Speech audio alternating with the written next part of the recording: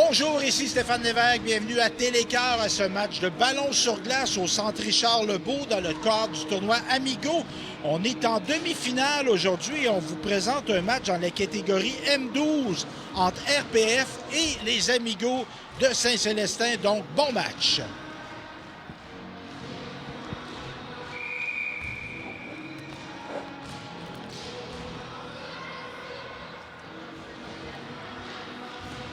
Donc, avec quelques secondes à faire à l'échauffement avant cette grande demi-finale du tournoi Amigo, je crois qu'on est rendu à la 15e ou la 16e édition qui se déroule depuis 15 ans au Centre Richard-Lebeau. La première édition avait été à l'Aréna de Bécancour. C'est Claudette Bergeron qui me rappelait ce fait. Donc, M12, on a un match entre le RPF de Sébec, contre les Amigos, justement, de Saint-Célestin. Je vais vous donner l'alignement du RPF blanc. Donc, dans les buts, le numéro 31, Easy Fraser. Le numéro 37, Zach Ellenberger. Le numéro 32, Estelle Anctil. Le numéro 35, Rosadelle Charret. Le numéro 34, Léo Dumais. Le numéro 36, Malcolm Fraser. Le numéro 42, Tristan Robichaud. Le numéro 41, Jules Dumais. Le numéro 33, Dominique Damour. Le numéro 44, Malia Plourde. Le numéro 45, Charles Destou. Et le numéro 40, Louis-Philippe Destou.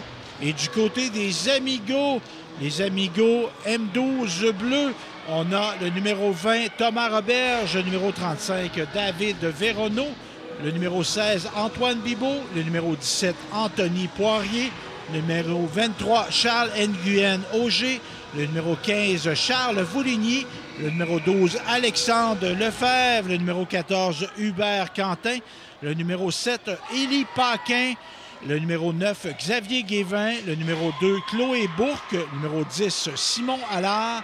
Numéro 13, Samy Mottet. Le numéro 25, Maxime Garneau. Et le numéro 24, Justin Frigon. Donc, un match de 2 périodes de 12 minutes qui est amorcé. On est dans la zone des Amigos. Et la balle, j'allais dire la rondelle, mais la balle est en possession d'Anthony Poirier qui tente un dégagement, qui est contré par le RPF. Beau chandail des deux côtés. Et évidemment, on joue avec des balais modernes. Ceux qui ont connu le ballon sur glace il y a 20-30 ans, on est rendu dans une autre dimension. Et j'ai mon commentateur là, qui s'approche, qui va représenter le Québec. Bonjour, mon cher. Rappelle-moi ton nom. Loïc Landry. Loïc Landry. Tu es un gars de quel village, toi? Saint-Célestin. Saint-Célestin. Puis tu joues au ballon sur glace depuis combien d'années, toi? Ça fait depuis que j'ai 10 ans, donc ça fait 9 ans au total. 9 ans, quand même. Et là, on est rendu à quelle catégorie, là? Dans le M19. M19. Ouais. Et M19, on joue plus garçons et filles, là. On joue mix. On joue pas mix, on joue garçons et filles, c'est ça? Exact. Et toi, là, qu'est-ce qui t'a fait découvrir ce sport-là? Pourquoi tu as commencé à faire ce sport-là? En fait, j'ai commencé avec le programme Amigo. On a été la première édition des Amigos, en fait. On a commencé parce qu'on était une gang d'amis qui voulait commencer un nouveau sport. Puis là, il y a eu Claudette Bergeron qui a fait une offre en quelque sorte pour commencer une équipe de ballon sur glace à Saint-Célestin. Puis on a décidé de s'inscrire au ballon sur glace pour ça. Puis au final, ça a duré dans le temps. Ben oui, parce qu'évidemment, commencer, il y a beaucoup qui commencent, mais c'est pas tout le monde qui demeure tout le temps. Et là, tu as fait ça sérieusement, puis là, tu es rendu dans des niveaux très compétitifs. Oui, exact. Et là, le nom de l'équipe, c'est quoi? C'est Amigo. OK, Amigo. Et est-ce qu'on a seulement des gens du centre du Québec dans l'équipe ou on a d'autres représentants de d'autres régions? En très grande majorité, on est du centre du Québec. On a deux ou trois joueurs invités qui peuvent venir de d'autres régions, mais le noyau de l'équipe est vraiment fait autour de Saint-Célestin, autour du centre du Québec. Et là, en 19, en M19, donc toi, tu as 19 ans et moins, là, si on comprend. On peut avoir 20 dans l'année. Là. Oui, c'est ça. OK. Donc, on est un jeune homme maintenant. Tu es assis à côté de moi. Tu n'étais pas un petit gars. Tu étais rendu un jeune homme. Évidemment, il y a l'aspect physique. Comme là, on a un match de M12. Il n'y a pas à proprement dit de mise en échec. À partir de ces catégories-là, est-ce qu'il y a du contact physique? Oui, exact. En fait, le M19, c'est la porte d'entrée dans le ballon sur glace contact. Donc, c'est là justement qu'on peut commencer à jouer dans une catégorie qui est élite, donc qui permet le contact comme dans le senior, en fait. OK.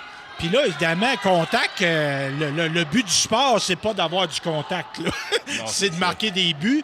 Mais en quoi le contact peut être? C'est quoi donc on va donner, c'est quoi une façon de bloquer le jeu? Comment on fait des mises en échec? Dans le fond, ma question, au ballon sur glace, moi je connais le hockey, mais le ballon sur glace, on fait des mises en échec dans quel contexte? En fait, les mises en échec servent surtout par...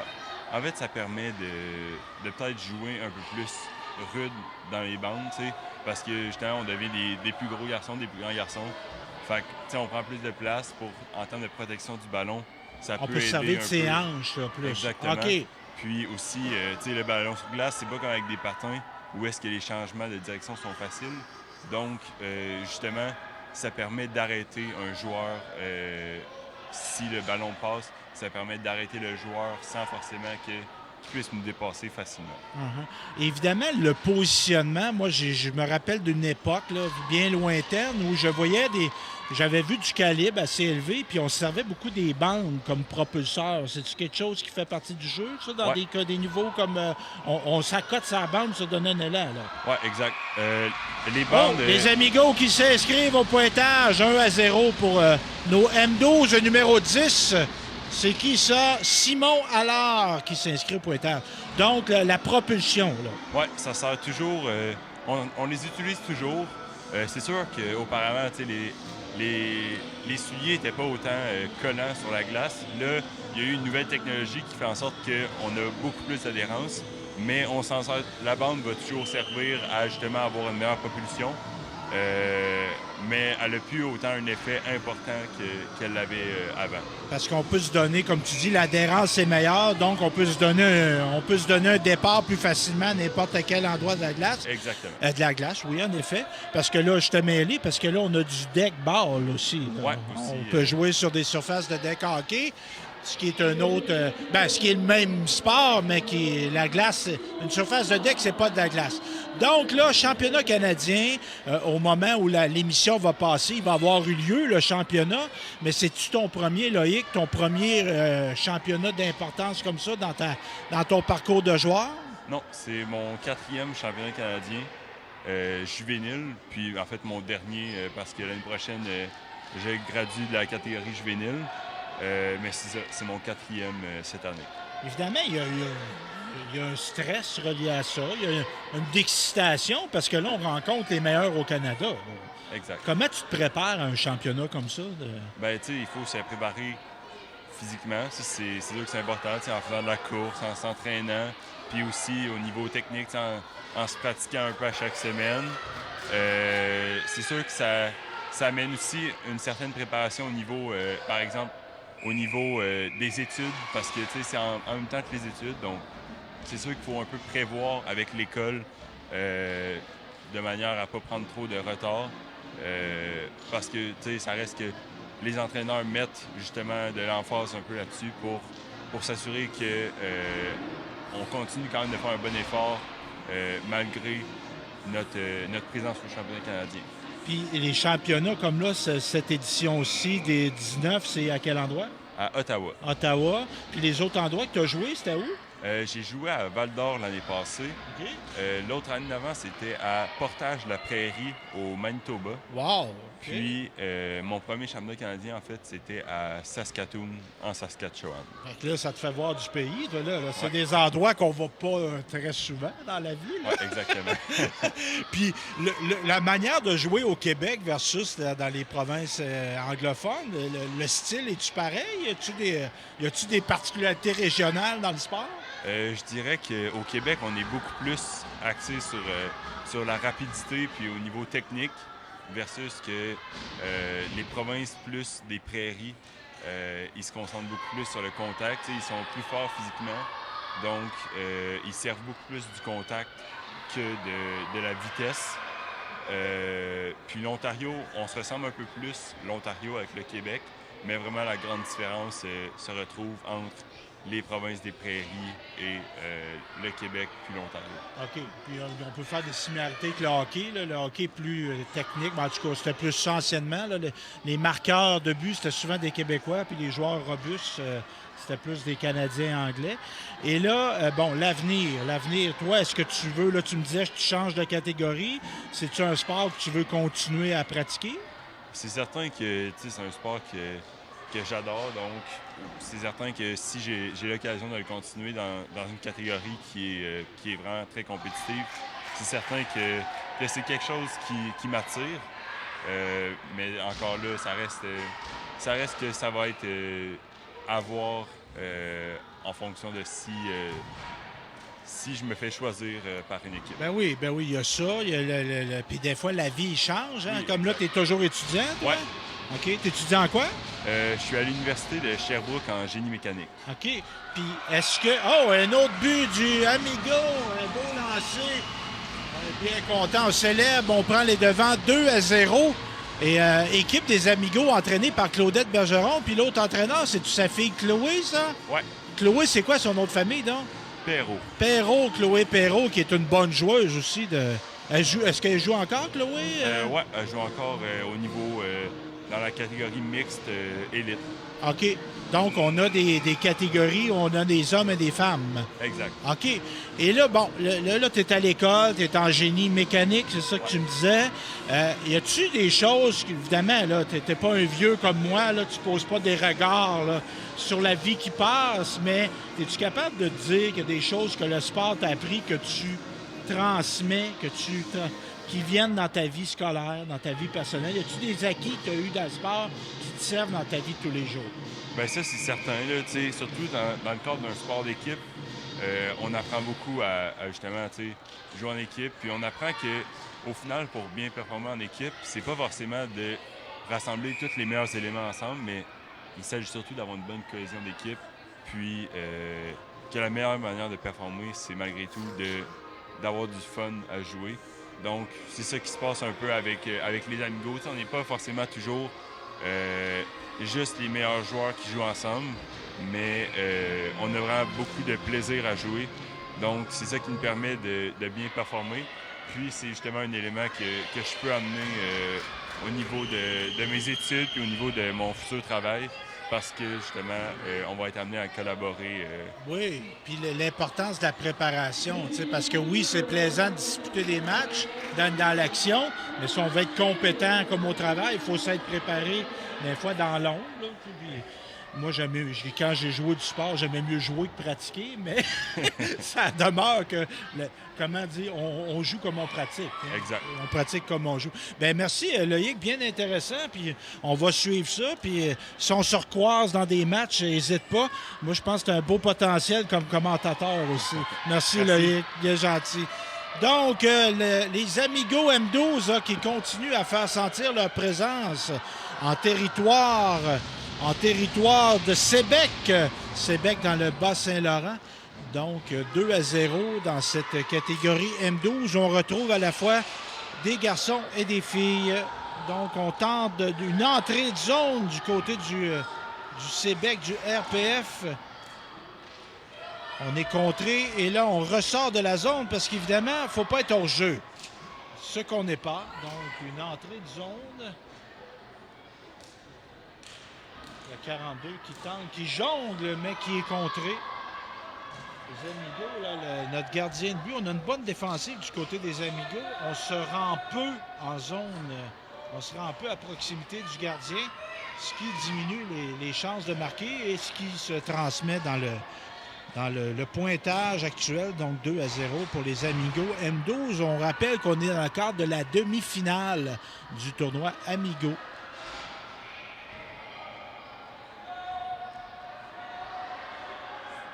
Bien intercepté du numéro 44, du Sébec, Malia Plourde, qui reprend la balle. Beaucoup de vitesse et rapide, notre 44, Malia. Numéro 23 qui tente une attaque. On est en hors-jeu. Évidemment, on fait les changements parfois et on fait une entrée de zone à une ligne. Ça change la dynamique. Là, on n'est pas comme au hockey où on peut changer de porte, tandis que là, on rentre en zone adverse. Donc, mise en jeu dans le territoire des Amigos. Numéro 10 qui va prendre la mise en jeu. Simon Allard contre numéro 42. Tristan Robichaud, remporté par le jeune Allard. Je crois que c'est le garçon de Christian Allard. Avec qui j'ai joué au hockey et à la balle. Le temps passe. J'ai vu Christian tantôt parmi les spectateurs, donc je fais 1+1. Et de loin, je voyais son visage et il ressemble à son père, qui était un bon sportif et dont le père était un très grand sportif. Denis Allard, qui était enseignant en éducation physique ici à l'école secondaire, à la Polyvalente Saint-Léonard, qui a été de la naissance du département des sports de cette école, qui a vu le jour en 1972. Denis qui nous a malheureusement quittés, mais dont l'héritage demeure. Je pense que c'est en raison de Denis que les équipes Bronco s'appellent Bronco. Je crois que c'est lui qui avait trouvé le mot. Et comme tout est dans tout, Hélène, sa conjointe de l'époque, avec qui elle a eu des enfants, et la sœur de Claudette Bergeron, donc Hélène Bergeron, qui travaillait à Polyvalente de Saint-Léonard également. Donc, numéro 9, le jeune Xavier Guévin, qui est en territoire adverse avec ses coéquipiers. Tentative de tir bloquée par le RPF qui est en blanc. Et on se rappelle que les Amigos, eux, sont en bleu. Contré par le numéro 35, ici, David Véronneau, qui aujourd'hui n'est pas gardien de but, mais qui est appelé parfois à l'occasion à garder les filets des Amigos. Parlant de filets, des buts qui sont un peu plus hauts et un peu plus larges, je pense que la hauteur, ça, je peux dire assurément, que des buts de hockey. Je pense que la largeur est la même. Donc, arrêt de jeu de première période qui a été disputée. 12 minutes de jeu par période et pointage de 2-0 pour les Amigos qui prennent les devants dans cette demi-finale du tournoi Amigo 2026. Évidemment, on va saluer notre gardien de but. On l'a encouragé. Du côté des Amigos, on ne peut pas dire qu'il a été très au travail. Et là, on va rencontrer les entraîneurs Claudette et Chloé. Mère-fille, on entraîne mère-fille. Donc, on donne des consignes, évidemment, de rappeler certains points, d'encourager. Mais évidemment, entre les périodes, c'est un sport où le cardio est très sollicité, le ballon sur glace. Donc, on va prendre du repos. C'est important de se reposer. Et c'est ce qu'on fait aussi du côté du Sébec, du RPF de Sébec. Sébec qui est situé dans le Bas-Saint-Laurent. Dans les terres, si je me rappelle bien. On n'est pas du côté du fleuve Saint-Laurent-Sébec. On est en pleine forêt. Des très beaux endroits que j'ai eu l'occasion de visiter à quelques occasions. Amkoui, Sébec. Et un beau cri d'équipe pour se regaillardir en ce début de deuxième période. La 44 qui va prendre la mise en jeu. Malia Plourde contre le jeune numéro 13, Samy Mottet. Donc, c'est gagné cette mise en jeu du côté des Amigueux et on fait notre entrée de zone, évidemment. On se rappelle qu'il y a une ligne qui est utilisée au ballon sur glace, au ballon balai, qui est la ligne rouge. on va tenter de revenir, au moins marquer une fois. Hein, ça prend un but pour en faire deux. Donc, on va tenter de s'inscrire à la marque du côté de RPF. Et arrêt de jeu, l'arbitre. On va remettre la balle en jeu dans le côté du territoire des Amigos.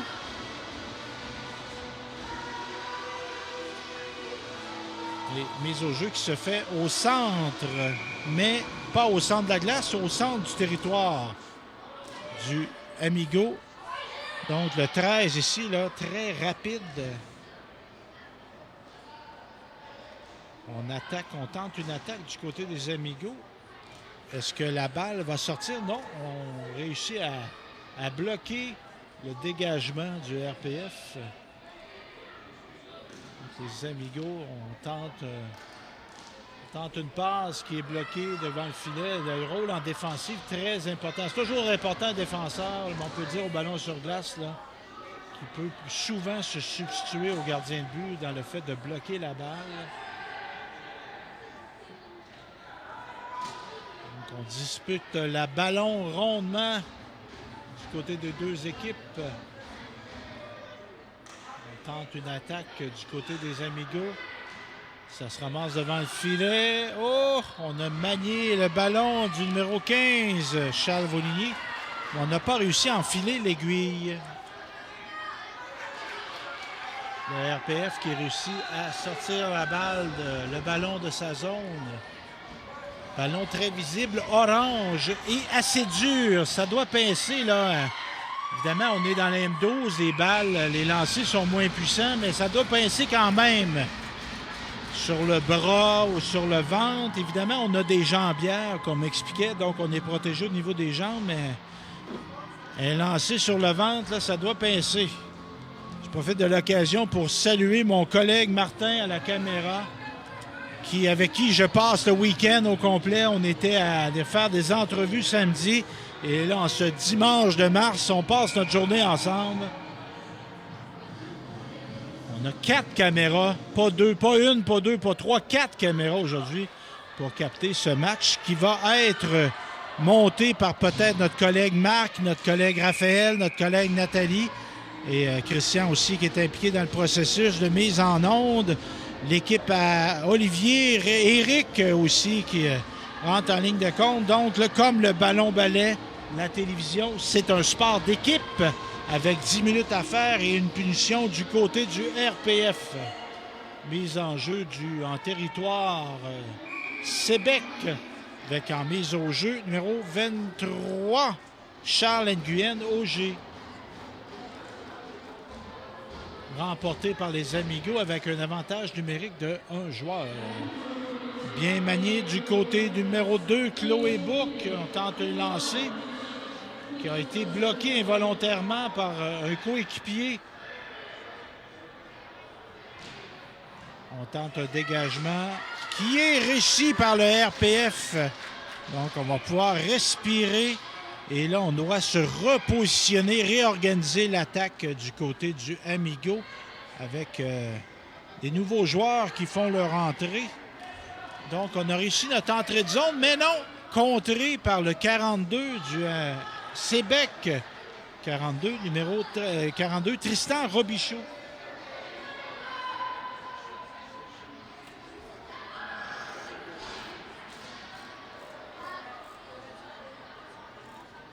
Les Amigos aussi qui tentent une entrée de zone dans cette catégorie M12. Le défenseur numéro 32 qui tente un dégagement. Numéro 32, une jeune fille, je pense. Estelle Anctil. Oh, lancé, la belle tentative. Un lancer puissant, mais qui a été contré par le gardien. Un bel arrêt. Numéro 31, Easy Fraser. Numéro 7 à la défense qui réussit une passe à son coéquipier numéro 9. Bien arrêté encore une fois par la gardienne. Le gardien Easy Fraser.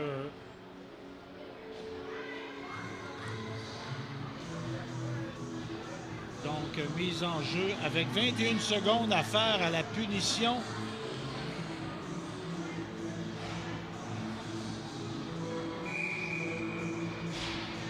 Le numéro 44, Malia Plourde, qui perd sa mise en jeu contre son adversaire du Amigo. Au bas lancé, dévié légèrement, qui fait manquer le filet.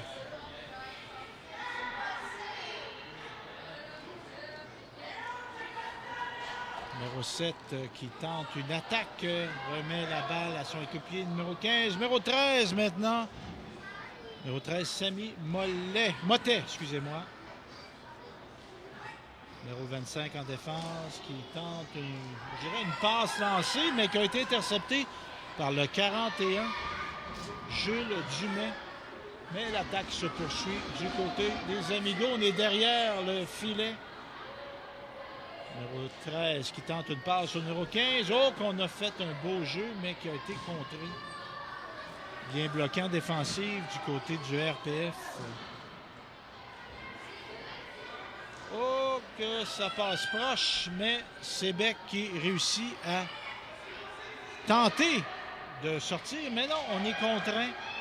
Oh, belle passe ici, beau lancer. Un lancer sur réception bien complété par Alexandre Lefebvre, mais il manquait un peu de précision. Évidemment, en déplacement comme ça, c'est pas évident de lancer de façon hyper précise.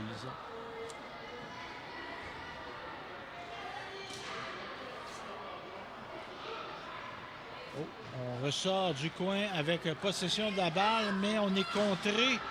Numéro 7 qui tente une passe réussie à son collègue numéro 13, Samy Motet, qui tente une passe devant le filet, intercepté par la jeune fille 44, une bonne joueuse, Malia Plourde, qui est souvent au cœur de l'action, une grande jeune fille, rapide, habile avec le balai. Toujours 2-0 avec 6 minutes 22 à faire. On doit ressortir de la zone. Hors-jeu, il a manqué. On était presque sur le bord d'avoir réussi notre sortie de zone, mais on est rentré un petit peu trop vite. Changement.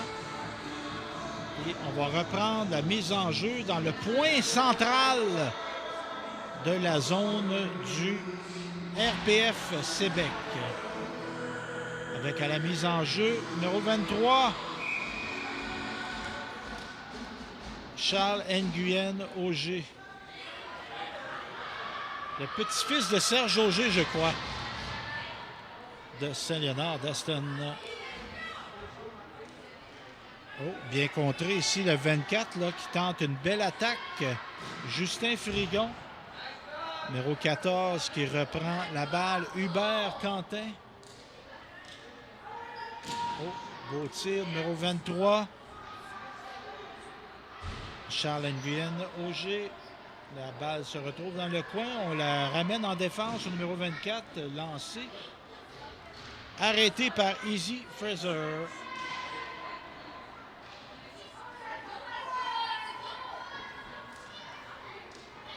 Belle passe ici. On s'organise bien du côté du Amigo. Oh! Il en manquait peu pour avoir un troisième but là, de la part du numéro 16, Antoine Bibeau. Antoine Bibeau qui reprend la balle. Il se la fait retirer par un joueur du Sébec. On se dispute le ballon âprement à la ligne bleue. La défenseur numéro 2 là, de Chloé Bourque du Amigo qui réussit à relancer l'attaque. Les changements fréquents, évidemment, là, c'est un jeu qui demande beaucoup d'énergie, de cardio. Hein, on court beaucoup. Et on court, évidemment, on parlait de la technologie qui a évolué, les souliers, qu'il n'y a plus d'adhérence. Mais on va reconnaître que courir sur la glace, ce n'est pas courir sur l'asphalte. Donc, ça demande encore plus d'énergie, de déployer d'énergie. Oh, une belle tentative d'attaque du côté de Sébec. Beau lancer. Belle tentative ici, Sébec qui voudrait s'inscrire à la marque. On travaille fort, là, on travaille fort. On ne peut pas dire qu'on manque de volonté, mais on n'a réussi pas à enfiler l'aiguille.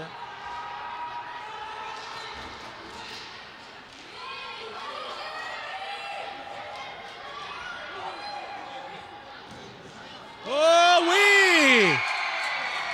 Lancé, dévié, malencontreusement. Évidemment, c'était pas volontaire de la part du Amigo. Et donc, on vient de s'inscrire à la marque du côté de Sébec. On est bien content. On se dirige le banc pour recevoir les félicitations de ses coéquipiers. On sent que ça va regaillardir, redonner de l'énergie. Parce que là, évidemment, on essaye, puis là, on ne réussit pas à marquer. Ça peut être un peu décourageant, mais on ne s'est pas découragé du côté du RPF de Sébec. Et on vient de s'inscrire à la marque. Et avec 3 minutes 37 à faire, c'est maintenant 2-1. Avec une mise en jeu qui va être prise par le numéro 42, Tristan Robichaud. Le joueur de centre avec son collègue numéro 40 à l'attaque. Louis-Philippe Dastou. On a 2 Dastou. Du 45, Charles Dastou qui est à l'attaque aussi. Peut-être que c'est des frères. Et peut-être que c'est des jumeaux. Qui sait? On va enquêter là-dessus. En tout cas, une chose est sûre, il y a 2 Dastou sur la ligne d'attaque de Sébec en ce moment sur la glace. Bien contré. Belle feinte là, de Allard, du jeune Allard.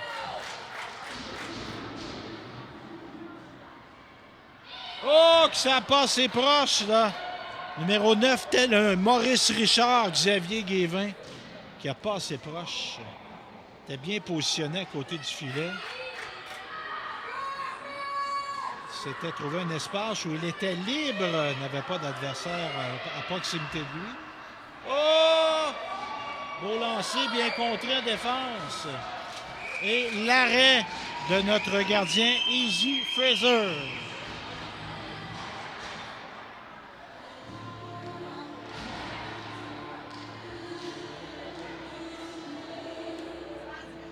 Non, c'est pas en direct. Pourquoi? Non, ça va être présenté à la télévision communautaire ici, mais tous nos matchs sont sur Internet. Télécart sur Facebook. Vous allez trouver ça sur Facebook. La télévision, c'est Télécart. Cœur, comme le cœur du Québec. Non. Donc, les amigos qui sont toujours en territoire Sébec on me demandait de l'information à savoir si le match est en direct. Mais non, il est en différé. Mais vous l'écoutez en direct chez vous en ce moment. Donc, les Sébec là, qui réussissent à repousser l'attaque du Amigo. Et là, on fait une entrée en zone. La 44, la jeune fille là, qui est de toutes les attaques, qui a manqué un pas et qui s'est retrouvée sur la glace, mais qui continue. Oh, elle semble avoir une blessure, là. Elle a de difficulté à se tenir sur glace et là, on arrête le jeu. L'impression qu'elle se tient le genou. Une blessure au genou. Est-ce qu'elle a eu une torsion du genou? Ça semble être très douloureux. Si elle ne réussit pas à revenir dans le match, Malia Plourde, là, une perte importante pour cette équipe, une pilier à l'offensive. Avec 1 minute 52 à faire au match, si Sébec ne réussit pas à créer l'égalité. On a un pointage de 2-1 pour les Amigos dans cette demi-finale du M12.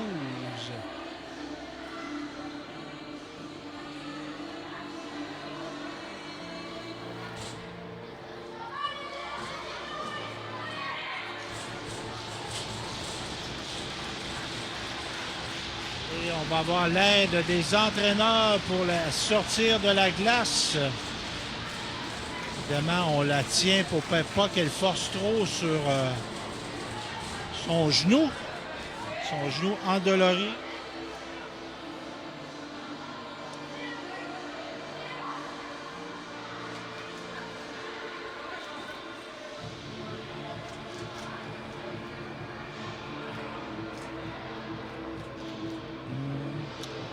Je ne veux pas me prétendre médecin, mais je ne suis pas certain qu'on va être capable de revenir dans le match avec 1 minute 52 à faire. Là.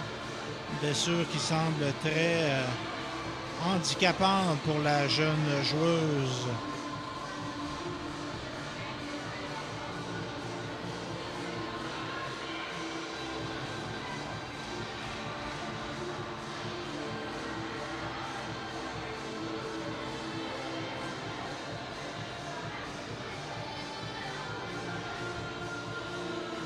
Donc, elle est revenue au bercail. On va reprendre au centre de la glace avec les Amigos et le RPF de Sébec. Le Sébec qui est en blanc et les Amigos qui sont en bleu. La mise en jeu numéro 23 du côté des Amigos. C'est bien ça, 23. Charles Nguyen-Auger, encore parmi de ses collègues, David Véron, numéro 35, et numéro 16, Antoine Bibeau.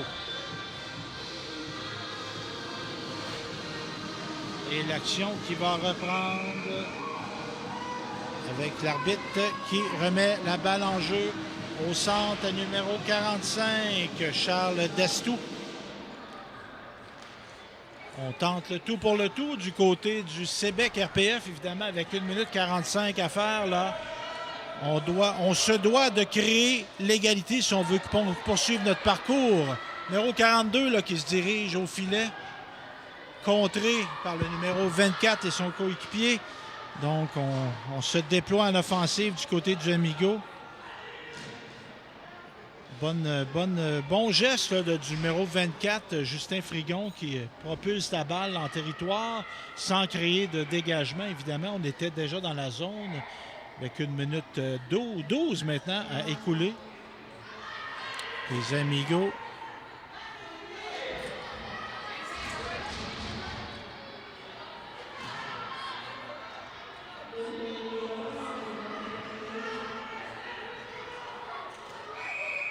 Arrêt de jeu.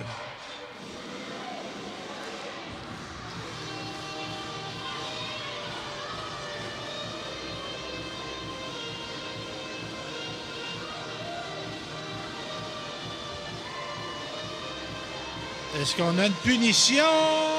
L'arbitre qui se dirige avec un joueur. Oui, je crois que c'est retenu pour le 42 du Sébec, Tristan Robichaud. Évidemment, une punition en fin de match ici là, qui fait mal. On va disputer la fin du match avec un joueur en moins du côté de Sébec. Et en plus, on a une mise en jeu dans son territoire, ce qui enlève la possibilité là, de retirer le gardien pour avoir un attaquant supplémentaire. Mise en jeu remportée par le Amigo.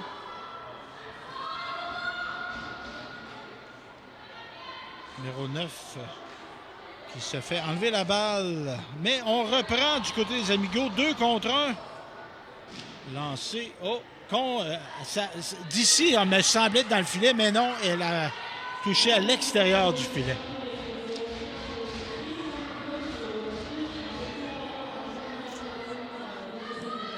Le Amigo qui se fait insistant en territoire adverse avec 20 secondes. Et je crois qu'on se dirige vers une victoire pour les Amigos dans cette demi-finale du tournoi Amigo, justement, de Saint-Célestin. Avec 8 secondes à faire, on arrête le jeu avec une immobilisation du gardien Izzy Fraser.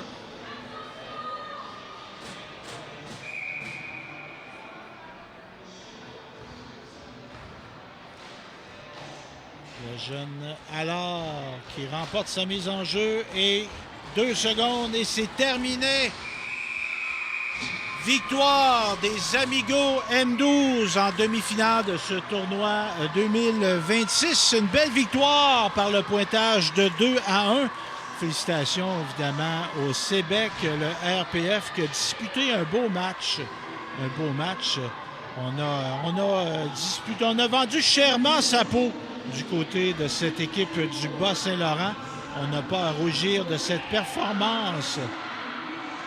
Donc, on va donner évidemment la traditionnelle poignée de main qui va se faire à l'instant Donc, bravo aux deux équipes et merci d'avoir été là à ce match de ballon sur glace au cœur du sport à Télécœur. Et on se dit à la prochaine fois.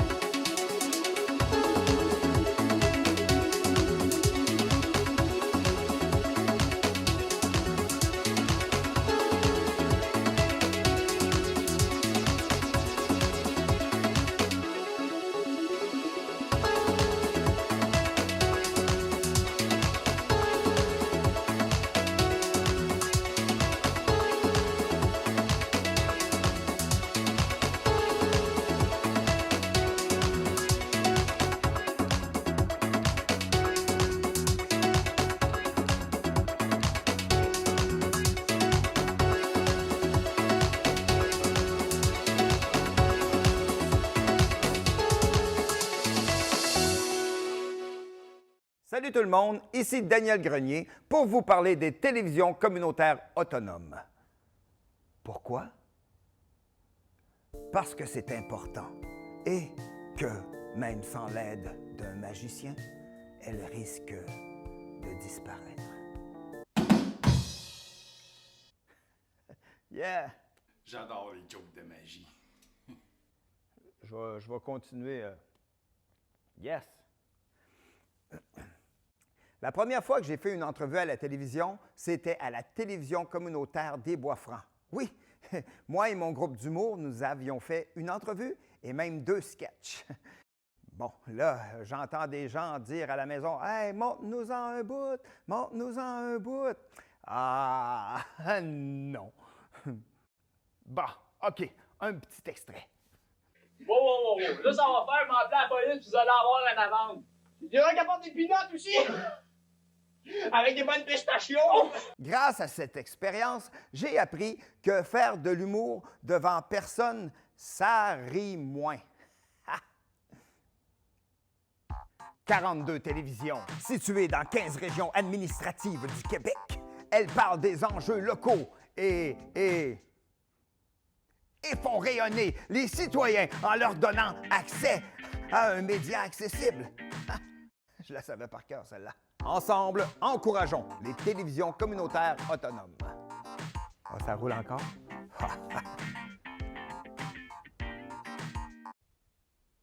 J'ose ma télé communautaire.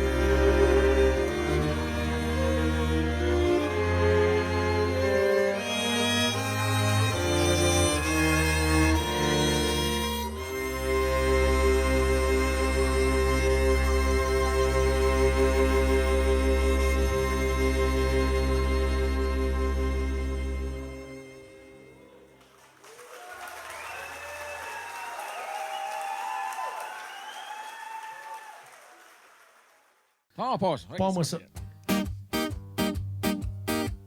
C'est le curé de Saint-Angèle, c'est le curé de Saint-Angèle. C'est le curé de Saint-Angèle, c'est le curé de Saint-Angèle. Il aimait les femmes, pas juste les belles. Il aimait les femmes, pas juste les belles. Il aimait les femmes, pas juste les belles. Il aimait les femmes, pas juste les belles. Il choisissait des moins jolies pour être sûr d'y passer la nuit.